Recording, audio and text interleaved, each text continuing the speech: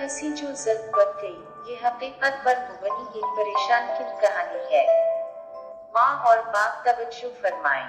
एक जोड़ा था जो कई सालों से इकट्ठे रहता था। उनका एक बच्चा था। उनकी बेटी खूबसूरत और खुश थी, क्योंकि माँ बाप दोनों लड़की के ऊपर थे। लड़की माँ की बातों में हंसती और रोती और अपने बाप की मौजूदगी के एहसास से इसे अपनी जिंदगी में किसी चीज की कमी नहीं थी। जब तक जोड़े के दरमियान अख्तिलाफ नहीं हुआ, वो अमन से नहीं चल पाए और उनमें से हर एक जिंदगी भर एक साथ रहने के बाद अलग हो गया। ये बहुत खुदगर्ज था।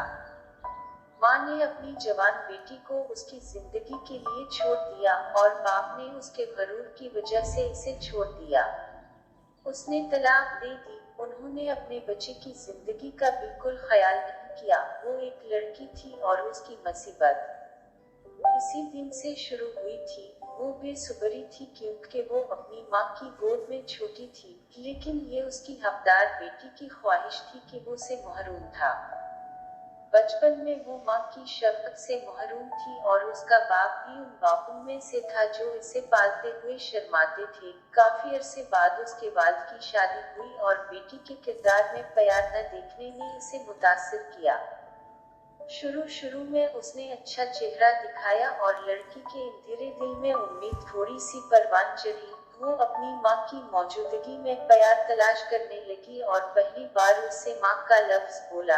हालांकि वो शुरू में अच्छी लग रही थी, लेकिन बाद में मजीद मालूम हुआ कि वो एक गैर पैदाइशी माँ है। न बीवी, न शोहर, न बेटी। खुशियाँ, खराब माइश, शोहर की बीमारी और उनके घर के मसाइल। औरत ने ऐसा नहीं किया अपने ख्वाबों को अपने बाप के घर में पूरा कर सके और न ही अपने शोहर के घर।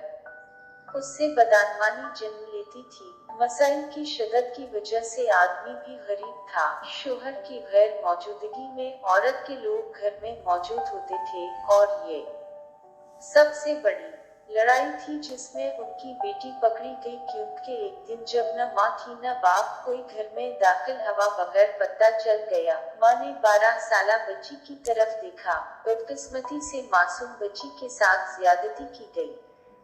वक्ताम वो रो रही थी और करा रही थी। बाद में जब उन्हें उसके राय का पता चला तो बालाखिर उन्होंने इसे एतराफ जरम करने पर मजबूर कर दिया और उसने उसकी जख्मी रूह को मजीद जख्मी कर दिया। उस खबर का इल्म होते ही उसकी दाइयाँ, जो कि सौतेली औलाद थी, उनके घर आई।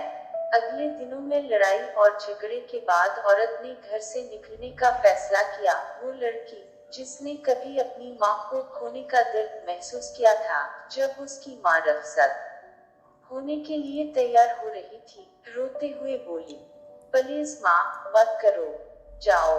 उस कहानी का रावी कहता है कि ये मंजर देखकर और लड़की का ये जुमला सुनकर मैं रात तक आंसू बहाता रहा और काफी देर तक अपने सीने में बोझल महसूस हुआ।